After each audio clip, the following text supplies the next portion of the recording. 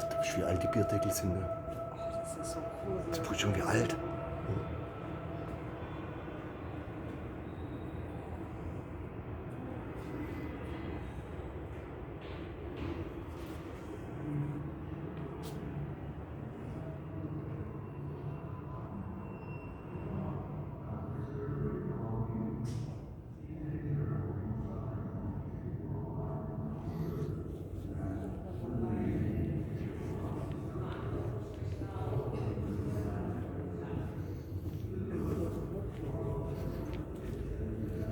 Boah.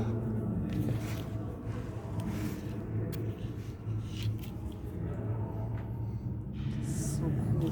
Das ist echt gruselig, gell? Wenn du da was reparieren hast müssen.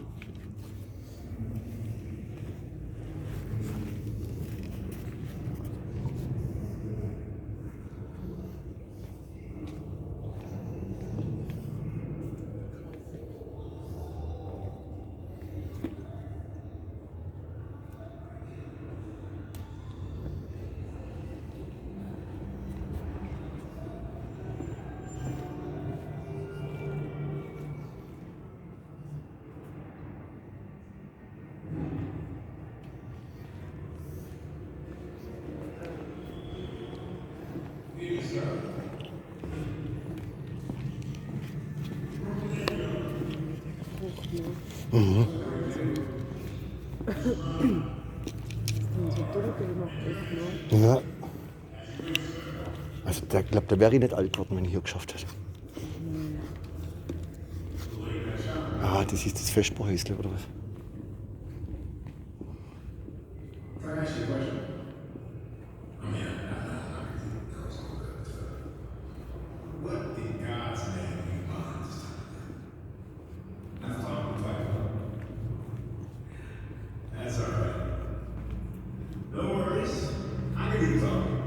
Das Telefonhäusle, ist der Hammer. Hey, you watch TV? You know, sometimes when I'm watching TV and I see a Honda commercial, I think, oh, an asshole buy that. Then I think, wait a minute. The advertising agency spent $1 million doing market research to determine what TV channels and which TV shows their target audience will watch. Demographics. See, they're trying to get the product in front of their bodies. Who in this case are all assholes. You know, I think I'm watching the same channel. So I must be one of those assholes. Shit. You know, it's scary how well they know me. You know, my mama used to say, too many people buy things they don't need, with money they don't have, to impress people that don't care. That's what she said. It must be true. You see, it always seems strange to me, the things that we admire in people. Kindness, generosity, openness, honesty, understanding, and feeling are directly associated with failure in our system. And those traits that we detest, sharpness, greed, acquisitiveness, meanness, and self-interest, egotism, are the traits of success. But you're still not saying nothing? No offense, but you're a strange bird. No, but seriously, isn't it funny? Our economy is based on spending billions to persuade people that happiness is buying things. And insisting that the only way to have a viable economy is to make things for people to buy, so that they have jobs and can get enough money to buy things. The net result is an atomized society of disengaged individuals, and then what? They become demoralized, socially powerless. What's important now is to just be yourself. Do the thing. We have sacrificed our free time on the altar of consumerism to increase desires to an unprecedented level while making the fulfillment of those desires more and more inaccessible. This is the single principle on which our society is based.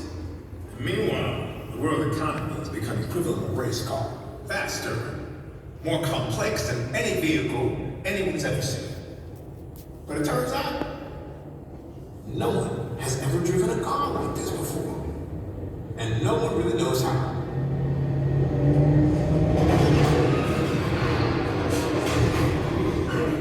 Oops.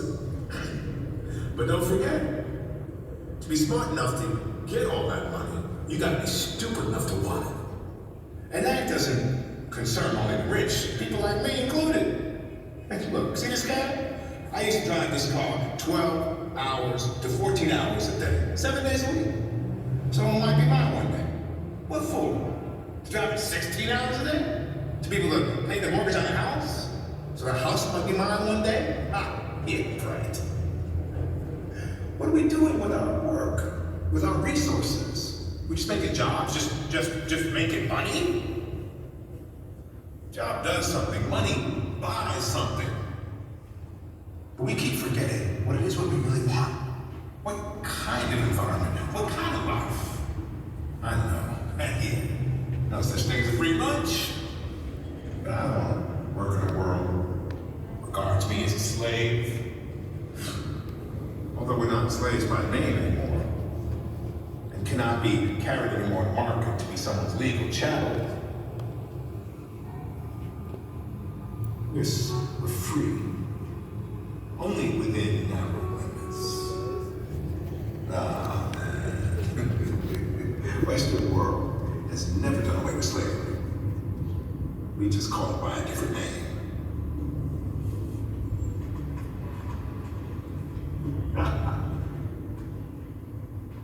Dude, it's sleeping. I'm just talking about something. Oh, man. This concerns all of us. Look, our first making thought of the day is, I didn't get enough sleep. The next one is, I don't have enough time. We spend most of our hours and the days of our lives explaining, complaining, or worrying about the things we didn't get done, the things we don't have enough of. First thing we do, we sit up on our bed before our feet touch the ground. We're already behind. Already losing, already lacking.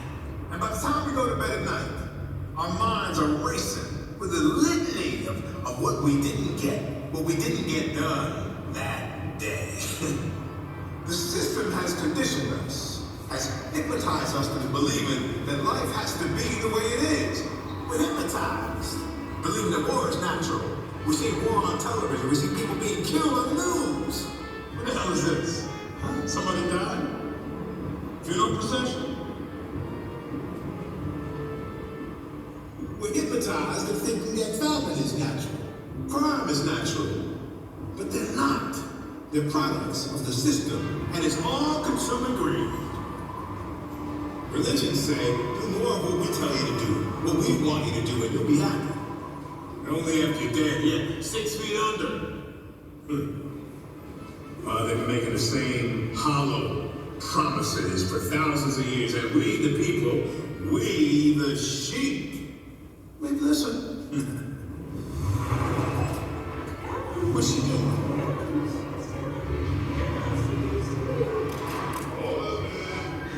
Watch yourself now. Look at her.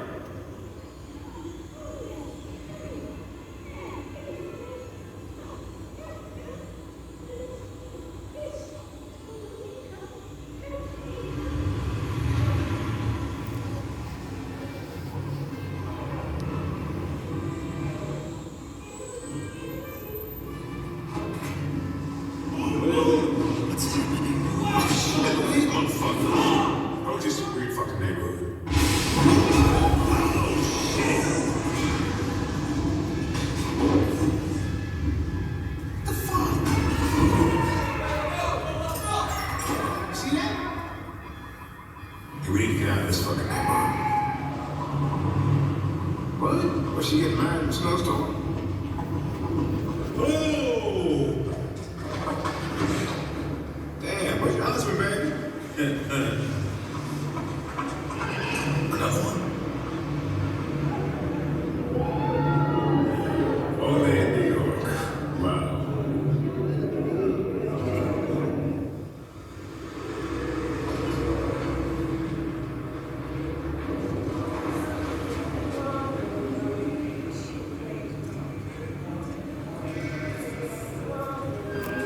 Geil.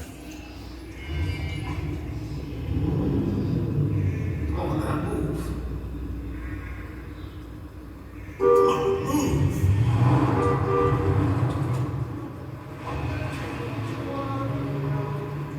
Look at all the lights behind those curtains. All the people in those houses. Who are they? Shop assistants, commercial travelers, insurance agents. You, me, her, him. They know they're only puppets when money pulls the strings? I bet they don't. And if they did, would they even care? They're too busy being born, being married, begetting, working, dying. They have their standards, their inviolable points of honor. They keep themselves respectable.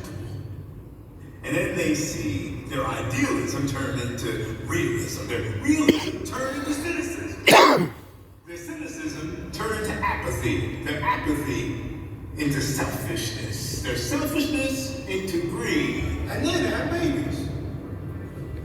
And they have hope, but they also have fears. So they create nests that become bunkers. They make their houses baby safe, and they buy their baby car seats.